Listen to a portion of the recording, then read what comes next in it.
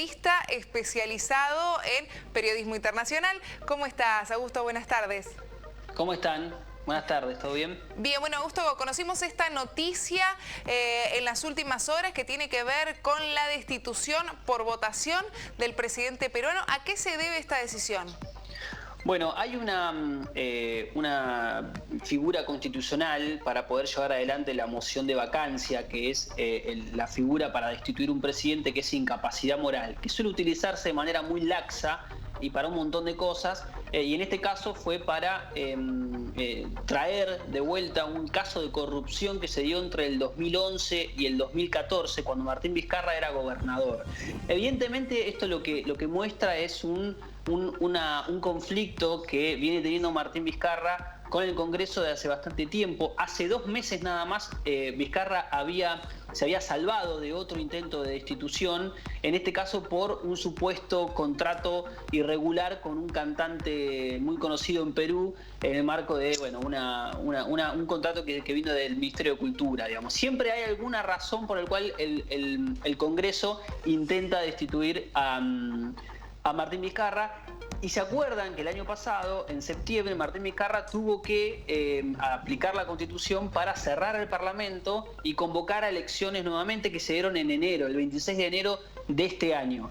Ese conflicto lo que muestra es el grado de debilidad que tiene la figura presidencial en Perú, porque Vizcarra no tiene una bancada oficialista como puede tener cualquier presidente, sino que está muy atado a los acuerdos de un Congreso que tiene muchos partidos atomizados y que evidentemente toman este tipo de decisiones, que en este caso es un tanto incomprensible, no porque la causa contra Vizcarra no sea real, digamos que tienen que investigarla, sino porque está a 5 meses de dejar el poder. En abril del año que viene hay elecciones presidenciales, con lo cual esta decisión al menos muestra el grado de descomposición que hay en el sistema político peruano. ¿Cuál fue la reacción de Vizcarra ante esta noticia? Yo creo que por las últimas informaciones que se conocieron, era esperado por él, por esto que vos decías, ¿no? Que cualquier situación llevaba a que se planteara una destitución del presidente. Vizcarra, como pasó la vez anterior, hace menos de 2 meses, aceptó las reglas del juego. En su momento, bueno, se salvó, ahora no.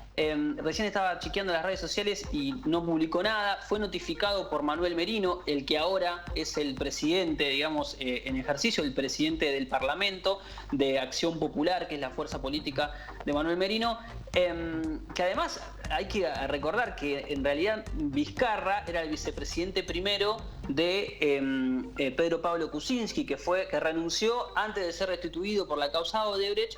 Y Vizcarra no tiene vicepresidente, tenía la vicepresidenta segunda que tuvo que renunciar cuando, en el contexto del cierre del Congreso, quisieron hacer una especie de autoproclamación de un nuevo presidente. Bueno, renunció y queda ahora en manos del presidente del Parlamento. Vizcarra no tiene margen de acción, Vizcarra no puede, él en su momento apeló a la Corte Suprema, en su momento tuvo el respaldo de las Fuerzas Armadas. Bueno, ahora simplemente hay movilizaciones en las calles peruanas, hay un apoyo relativo de la población frente a un Congreso que está muy desprestigiado, y la verdad que lo que hace es profundizar una crisis institucional que hace rato viene teniendo Perú. Hay que recordar que Perú viene de muchos, Alejandro Toledo, expresidente, está en Estados Unidos esperando la extradición para ser detenido. Alan García se suicidó antes de ser detenido. Ollanta Humala está en prisión domiciliaria. Pedro Pablo Kuczynski fue destituido, renunció antes de ser destituido y fue detenido.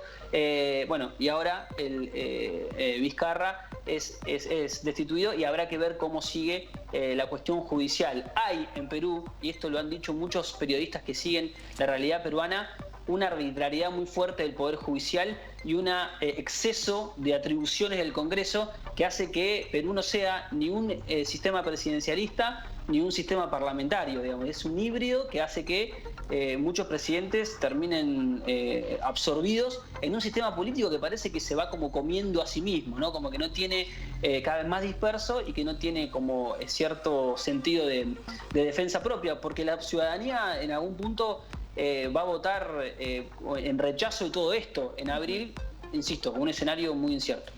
¿Cuál es la situación de Merino de aquí hasta abril, que lleguen las elecciones? ¿Tiene apoyo? ¿Continuará quizás con una destitución como le pasó a Vizcarra? Y no sé, viste, es como un Pac-Man, el sistema peruano es un Pac-Man, tranquilamente puede ser destituido con estas condiciones. Por lo pronto, Merino tiene que gobernar hasta junio del año que viene.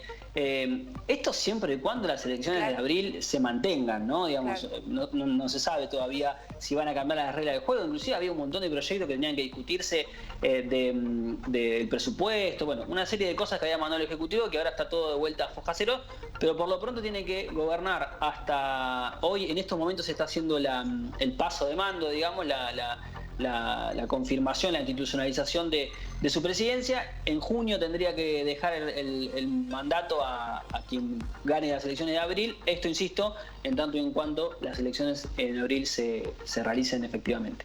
Augusto, muchísimas gracias. Nos reencontramos pronto. Abrazo grande, gracias. Hasta luego. Seguimos en el plano internacional para hablar de la vacuna que está